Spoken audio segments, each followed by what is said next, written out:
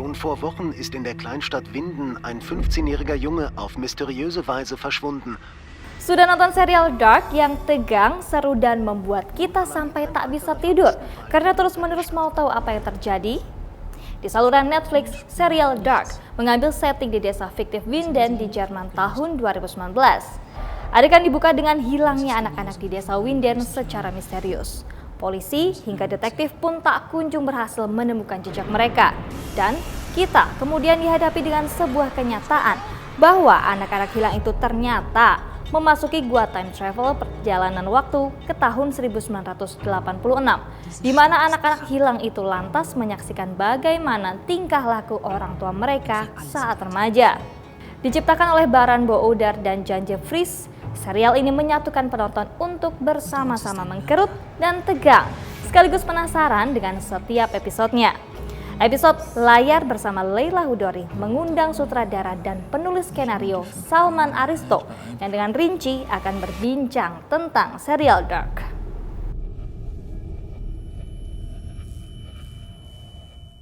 Halo, apa kabar Aris? Baik, Mbak. Ya, pertanyaan pertama kali ya, yang luas dulu sebelum kita nanti masuk lebih rinci, dan kalau nanti spoiler kita akan beritahukan kepada mereka yang menyaksikan supaya jangan merasa kita nih spoiling what they're watching. Ini sebetulnya pertama kali Aris nonton, ini kesannya nih apakah ini futuristik atau ini mungkin apa yang disebut banyak orang, this is a Stranger Things film, German version and adult version gitu ya, banyak yang menyebut seperti itu. Kalau saya sendiri pertama menyaksikan episode 1, awalnya ya episode 1 dulu gitu, ini kok kayak Twin Peaks ya, feel-nya gitu. Meskipun setelah episode berikutnya sampai ke season 2 dan seterusnya, enggak, ini beda banget nih dengan Twin Peaks. Kalau menurut Aris gimana? Iya, memang itu sih bener banget, Mbak. Gue juga langsung inget Twin Peaks gitu ya, terus ada mundur-mundur lagi dikit ada Twilight Zone gitu-gitu ya kan. Lalu ada Stranger Things, dibikin jadi lebih aksesibel gitu ya dengan Stranger Things gitu kan. Kalau Twin Peaks kan agak dewasa, absurd gitu ya. Lynch waktu David Lynch. Nah, ini tuh kayak berdiri di tengah-tengah gitu dan memasukkan thriller gitu ya. Jadi kayak sci-fi-nya ada time travel-nya, thrilling-nya, dan juga ada detektifnya gitu karena membongkar misteri gitu. Jadi kan misteri, sci-fi misteri gitu, thriller gitu. Karena banyak banget yang kayak pelan-pelan reveal, pelan-pelan kebuka gitu. Pas bawang gitu. Cara berceritanya gitu disusunnya sedemikian rupanya. Ini tuh berdiri di tengah-tengah antara Stranger Things yang aksesibel gitu ya kan, secara komunikasi gitu, sama kerumitannya sci-fi gitu ya, yang dalam tradisinya David Lynch gitu.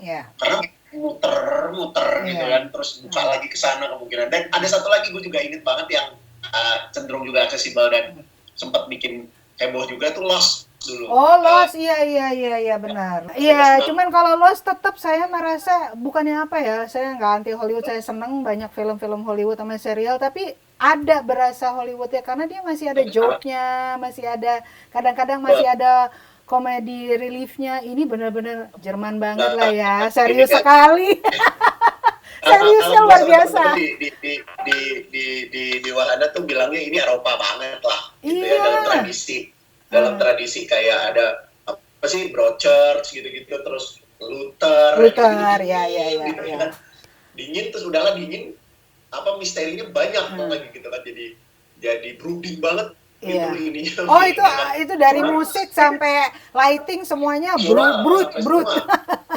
Dunia tuh kayaknya sepi banget gitu kan. Ke sekolah naik sepeda kayak gak ada orang lain. Kayak gak ada tetangga gitu kan. Tapi memang disiapkan untuk itu strategi visual yang luar biasa sih, storytellingnya dibikin jadi kayak begitu karena memang ya nanti ini lama-lama gede gitu. Jadi dia memulainya dari kayak sesuatu yang kecil gitu. Kalau sinopsisnya kan gitu kan, ada anak kecil, Eric hilang, lalu membuka pelan-pelan rahasia di kotanya kan gitu. Nggak langsung begitulah. Nah di situ dimasukkan unsur time travel gitu. Ya. Oke, jadi sebenarnya begitu. Gitu. Jadi seolah-olah sederhana dengan hilangnya tokoh Eric, anak kecil, anak dari keluarga Ulrich dan Katarina Nielsen yang hilang, yang kayaknya kan ini persoalan yang ya mirip-mirip serial detektif lah ya gitu kan. Di sebuah desa dan kemudian diperlihatkan bagaimana rahasia warganya, ada yang selingkuh, ada yang jual diri, macam-macam lah begitu ya. Jadi kita kesannya oke, ini rada-rada filmnya David Lynch lah gitu ya. Tapi kemudian belakangan pelan-pelan kita ditarik ke sebuah labirin melalui satu hal yang disebut time traveler. Jadi anak ini hilang satu persatu. Semula kita kesannya mereka hilang karena mati atau entah diculik atau apa. Ternyata mereka menghilang ke sebuah masa atau periode yang berbeda. Nah, ini saya mau ingatkan kepada kawan-kawan, ini kita akan agak spoiler di sini ya. Kita mulai spoiler ya di sini. Sebetulnya ketika kita menyadari bahwa anak-anak ini sebenarnya bukannya mati, tetapi mereka menuju sebuah time atau space continuum, sebuah waktu atau fase periode yang berbeda. Yaitu pertama kita taunya mereka hilang ke tahun 1986 ya. And then they're sort of stuck there gitu ya. Nah, ini kan akhirnya kita teringat ada film Back to the Future, Robert Zemeckis, pemainnya Michael J. Fox itu di masa saya muda tahun 80-an, itu trilogi film yang ngetop banget gitu. Saya masih kuliah dan itu semua orang nonton film itu. Tapi itu film dan itu komedi ya. Lalu kemudian untuk angkatan sekarang mungkin pernah ngelihat Harry Potter yang episode yang di sutradaranya Cuaron ya. Saya lupa Harry Potter yang mana, pokoknya di sutradaranya Cuaron itu juga melibatkan time traveler juga. Nah, bisa nggak Aris jelaskan bedanya dengan serial ini apa? Sama-sama menggunakan time traveling di mana orang pergi ke masa lalu atau bahkan ada yang ke masa depan, masa yang akan datang. Tapi kenapa yang serial ini tuh kelihatannya lebih rumit dan lebih seru gitu? Bisa jelasin nggak? Kalau layar lebar itu kan cenderung vertikal dan waktunya ada gitu ya, durasinya cenderung lebih pendek. Dan dia linear, cenderung vertikal. Terus, nah kalau serial bedanya dulu aja, itu dia spiral gitu mbak, dia begini gitu ya kan, kayak ya nggak tahu gitu. Semua serial tuh perbedaannya katanya di situ gitu, serial sama feature. Nah, Dark ini udahlah dia spiral gitu, nah spiralnya bolak-balik gitu ya kan, spiralnya bolak-balik. Terus waktunya diacak, gitu. Berani banget sih menurut gue.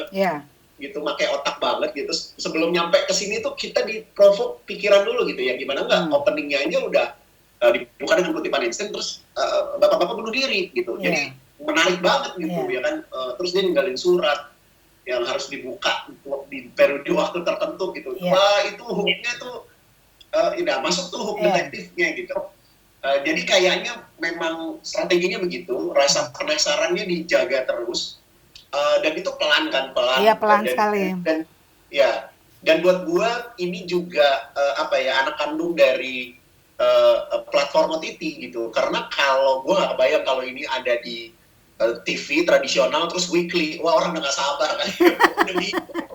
Nggak bisa diulang kan soalnya episode 1 kelewat nih gitu. Atau nonton episode 1 terus episode 2 kelewat terus nonton episode 3 kan episode 2 nya nggak bisa ditonton. Nggak bisa, udah keburu pergi kita. Udah keburu meninggalkan. Nah, tapi ini ada satu lagi yang tentu ini akan agak spoiler juga bagi mereka yang belum menyaksikan, silahkan tunggu aja nontonnya. Ini yang juga mulai membingungkan, tapi kemudian kita pelan-pelan paham setelah kemudian menyaksikan ulang atau setelah membaca analisis para ahlinya ya kan, di internet banyak banget ahlinya. Itu kan ternyata mereka ketika kita find out Eric itu ada di mana, si Matt yang 33 tahun yang lalu hilang itu ternyata ada di mana, dan setelah dewasa dia itu ternyata di mana. Itu mereka ternyata masih hidup dan konon stuck di tahun tersebut. Tetapi Iya. ternyata mereka hidup di tahun tersebut dan kemudian mereka bisa pacaran dan kawin dengan orang-orang di tahun tersebut dan kemudian ternyata hidup di tahun masa kini. Jadi itu yang mulai membingungkan saya gitu ya. Karena kita udah terbiasa dengan film-film yang memainkan time traveling itu sebenarnya lebih dengan konsep mereka seperti sekedar menyaksikan, oh ini ya orang tuaku yang dulu ketika masih muda, orang tuaku seperti ini ya. Di Back to the Future kan seperti itu. Ini permainan waktunya itu membuat kita jadi rumit karena ketika kembali lagi ke masa kini kemudian terjadilah hal-hal yang mengejutkan bahwa oh kamu nggak bisa dengan dia karena itu ternyata tante kamu, jadi kamu nggak boleh pacaran sama dia. Itu yang terus membuat saya ini gua nggak ngerti itu itu gimana sih, karena sebenarnya kalau kita menggunakan konsep time traveler yang biasa yang konvensional sebenarnya kan itu nggak bisa dong terjadi seperti itu. Itu coba deh jelasin apa sih sebenarnya konsep waktu yang mereka terapkan di dalam serial ini. Nah itu udah nyampur sih ya Pak. Jadi kan kalau ya dia bukan dengan Einstein. Jadi artinya mereka kayaknya pakai mazhabnya Einstein soal teori time traveling ini gitu ya, soal waktu ini. Relativitas. Kayaknya pakai dia asumsikan dia pakai mazhab yang itu. Oke. Yang percaya kalau Einstein itu kan ya relatif gitu. Iya, segalanya relatif. Waktu itu relatif. Jadi makanya kan di season berapa ya, gue lupa ya, karakternya Jonas bilang bahwa kami anti waktu gitu. Oh, ya ininya Jonas yang udah tua, Adam bilang bahwa kita anti waktu. Jadi kita justru ingin mengubahnya gitu. Kita ingin mengubah konsep bahwa waktu yang memiliki kita gitu loh. Ya, waktu Jonas tua ngomong sama Jonas muda. Nah ini mereka pakai itu, udahlah pakai itu, ditambahin fiksi gitu. Jadi kita juga jadi ini ngarangnya di mana nih? si kreator ini ngarangnya di mana nih? Bagian dari teori yang ini dia ngarangnya di mana gitu. Karena ada beberapa, bener banget Mbak. Kalau yang soal kenapa si Jonas nggak bisa pacaran sama siapa? Martha, anaknya Nielsen. Karena kan ternyata si Michael Kaduan ini adalah Michael Nielsen, gitu. Anaknya keluarga Nielsen, gitu. Yang artinya, si Hannah ini, Martha ini adalah tantenya Jonas, gitu. Ya kan?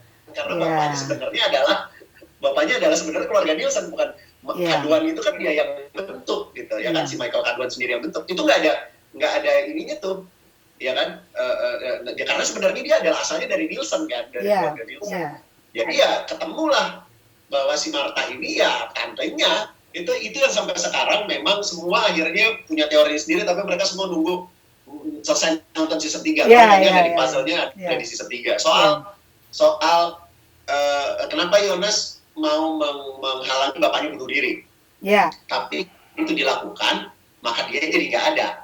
Nah itu ada beberapa tuh teorinya bahwa sesederhana rumusnya adalah apapun juga yang terjadi, you cannot change in the future, apa yang sudah terjadi di masa depan. Itu dulu katanya. Tapi ada juga yang lebih dalam lagi, kalau bapaknya nggak bunuh diri, kan nggak bikin surat. Ya kan? Surat nggak ada. Kalau surat nggak ada, Jonas nggak baca, dia nggak ke goa gitu. Jadi gitu tuh. Tapi itu pun juga ada logic game-nya juga. Jadi di teori yang ini gitu. Semuanya sepakat untuk part yang ini kita tunggu season 3 deh gitu. Kita lihat season 3 kayaknya ada informasi di situ.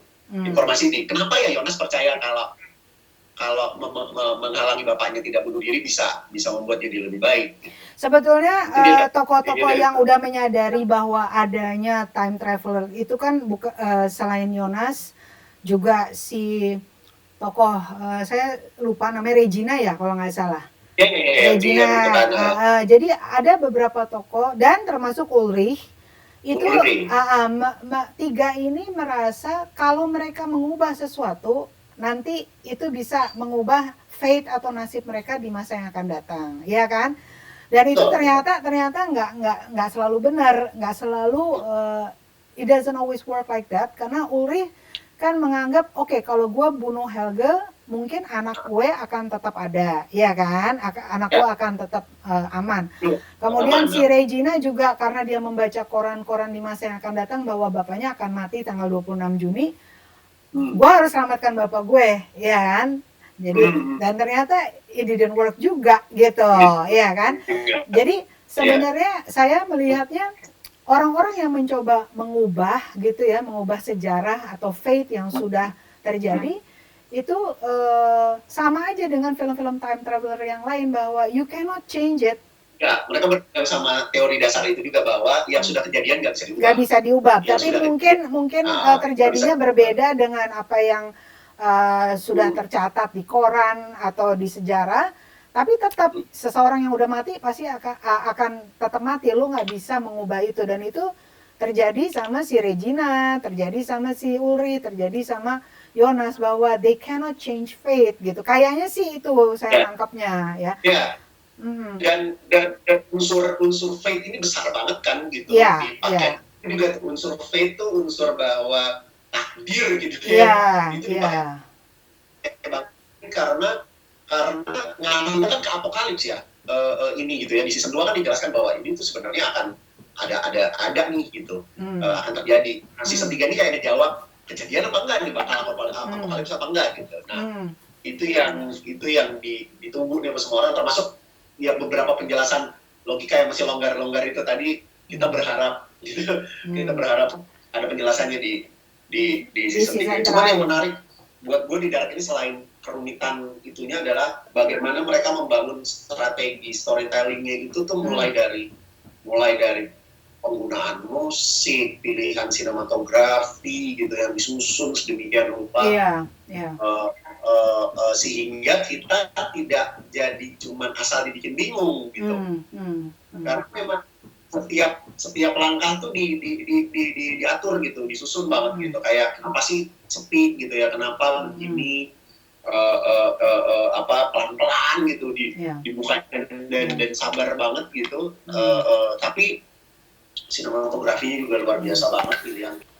Ini tuh menunjukkan strategi gitu, bahwa serial itu memang kata kuncinya adalah strategic planning gitu. Jadi kayak diatur sedemikian rupa, tahu bahwa nggak keburu-buru gitu, di depan tuh dibukanya pelan-pelan, satu-satu dulu gitu, karena memang gitu. Jadi nggak boleh sembarangan narok plot gitu-gitu. Itu satu gitu ya, skillnya tinggi sekali. Yang kedua, strategi visualnya. Kenapa angle-nya lebar-lebar, pilihan musik seperti itu, hutan yang kayak begitu gitu. Terus karena memang ya mau dibuka jadi gitu. Jadi kayak semua tuh di layout dulu gitu, panggungnya gitu, season 1 gitu kan. Setengah season 1 tuh kayak nyiapin panggung gitu. Nah, itu mengingatkan bahwa memang kerja serial seperti itu gitu. Buat serial seperti itu. Dan kesulitannya lain lagi dari film. Kalau saya tuh nggak pernah menganggap, kan orang kadang-kadang banyak yang menganggap serial itu lebih mudah daripada film layar lebar. Menurut saya tuh, sorry ya, serial itu satu animal yang luar biasa sulit. Ini kalau mau serial yang bagus tentu saja ya. Kemudian film layar lebar itu kesulitan yang lain lagi, karena lo mesti bikin satu karya yang bagus dalam waktu 1,5 jam atau 2 jam, ya kan? Jadi dua-duanya ya sama-sama gilanya kalau menurut aku ya. Beda betul banget Mbak. Kesulitan yang beda, hutan yang berbeda, ranah yang berbeda, penanganannya beda gitu. Dan apalagi serial dengan cerita serumit ini gitu. Berarti harus siap dengan membuat family tree, diagram, macam lah. Nah, gini, saya mau menyimpulkan dari yang diutarakan Aris tadi. Ini karakter-karakternya sebetulnya pertama penulisnya, kreatornya membentuk mereka pertama karena sejarah mereka, ya. Salah satunya. Jadi perbuatan mereka itu kebanyakan kita nggak bisa menuduh itu jahat, tapi karena ingin menyelamatkan anak, atau menyelamatkan ayah, atau menyelamatkan siapapun yang mereka pikir bakal mati. Jadi it's because of history. Tapi nomor 2, tentu saja seperti di drama manapun, karakter mereka itu tercipta juga karena sifatnya. Nah ini saya ingin tanya sama Aris ya, penciptaan tokoh-tokoh semacam ini komentarnya gimana gitu ya? Aku gregetan loh ngeliat sih, ngeliat tokoh seperti Hana nih. Iya, kadang memang kayak ya Hana itu memang salah satu yang kunci di sini untuk membuat segala sesuatu jadi lebih kompleks. Iya, menjadi kacau karena dia. Karena dia yang bikin berantakan dan membuat hal-hal yang seharusnya tidak berimplikasi seperti itu karena dia bohong. Tapi itu tadi yang menarik adalah paling enggak kita bisa mengerti kenapa dia melakukan itu. Mau sepakat mau enggak gitu ya. Penulisannya cukup tell me why. Kenapa kita harus ngerti dia memfitnah orang? Tell me why. Tapi dibikin selin mungkin. Dan tadi yang Mbak Lewa bilang bahwa ya karena dia karena cinta gitu. Tapi dibikin lin gitu ya, nggak ada lemaknya gitu. Karena dia akan menjalankan plot yang lebih kompleks gitu. Jadi dia dibikin sederhana sekali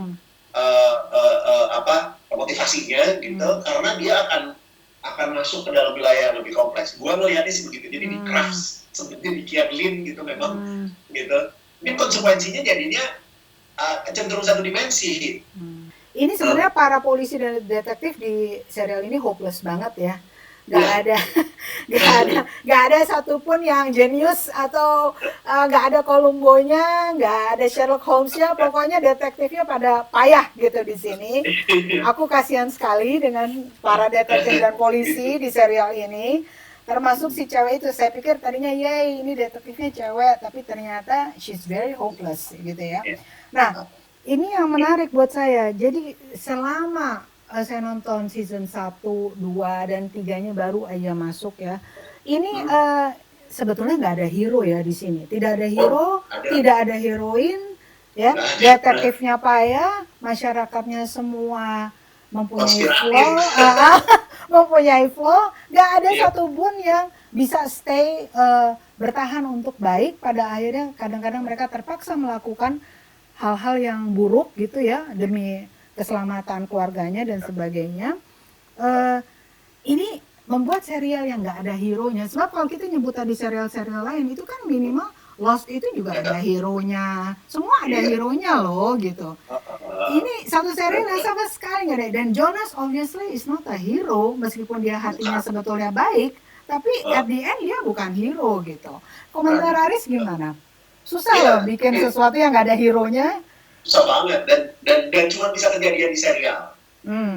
Bisa kejadian di serial karena memang apa itu kan dunia ceritanya lebar. Kita bisa punya si ini jadi karakter utama dari episode sekian sampai episode sekian, atau di episode sekian ke sana bukan dia gitu.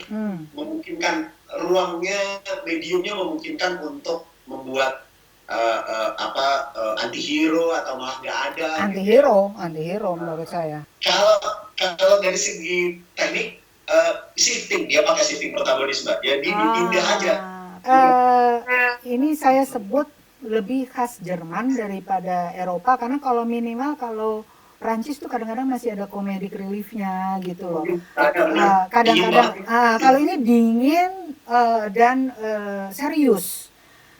Jadi bahkan ketika mereka membuat sedikit komedi, bukan komedi sedikit gitu ya, itu ketika ada tokoh Regina, ketika dia masuk ke masa depan terus dia agak bingung ngelihat laptop, bingung dengan digital, dan dia sampai nanya, ini mana nih keyboardnya gitu kan.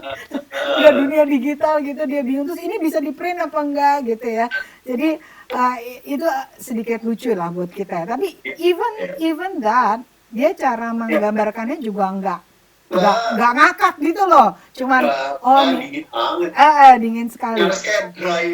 Iya, jadi kita sepakat bahwa serial ini nggak ada joke, nggak ada humor, dan juga sepanjang serial itu memang diharapkan kita tegang terus ya. Cuman saya cukup heran, Aris, ada nggak bagian-bagian adegan yang dimana terharu? Bukan terharu ya, maksudnya move gitu. Ya move ya. Ketika si kan jarang banget tuh adegan, biasanya kalau Hollywood lagi deh tradisi yang kita kenal gitu, ketika ada anak datang marah-marah sama polisi, itu kan nggak nyampe. Ini kan real banget ya, sampai diludahin polisi itu apa gitu, dan terakhir kita tadi polisi diludahin gitu. Dan emosinya kan, dan emosinya tuh kita langsung wah gitu ya, orang tua yang kehilangan anak tuh memang begitu gitu. Nah, polisi gitu diludahin gitu ketika ya kan bukan salah dia juga gitu, ya kan. Kita masih yang gitu. Wah itu, dan banyak kan momen-momen kayak begitu banyak banget. Yonas ngomong sama psikiaternya gitu.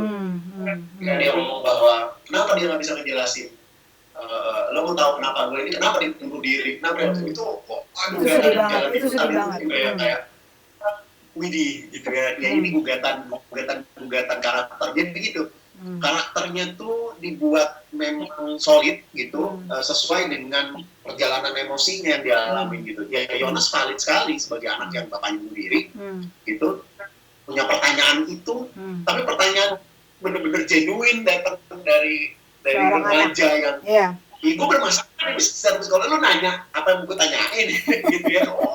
Jadi biasanya tuh mereka main di emosinya ketika ada pertemuan-pertemuan antara tokoh-tokoh yang sebetulnya susah bertemu gitu. Ketika Yonas juga melihat Martha gitu kan dari belakang gitu ya. Dengan Yonas muda dengan Martha muda, terus Yonas yang sedikit lebih tua gitu ngelihat dari belakang, itu aku sedih banget. Jadi itu keren tuh bagian-bagian itu tuh, bahwa oke, let's play emotionnya di bagian di permainan waktu ya gitu. Itu keren banget tuh.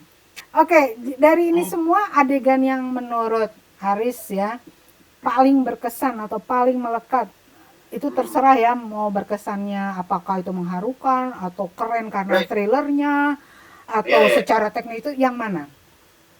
Itu tadi Mbak Lela mau mengingatkan gue betul-betul, buat gue itu the core dari semua serial ini adalah jawaban ketika pertanyaan sulap itu di meja makan itu buat gue. Jadi ketika bener banget, gue baru ingat banget. Jadi ketika gue nonton ini, pertanyaannya tuh nggak how atau why, tapi ini kapan ya kejadiannya ya. Karena kan itu dia kuncinya tuh. Jadi makanya gue bilang, wah that's genius. Gue bilang itu brilliant sih. The question is not how, the question is when. Terus cut gitu kan, wah gila gitu dibiarkan dengan, habis itu serialnya begini gitu.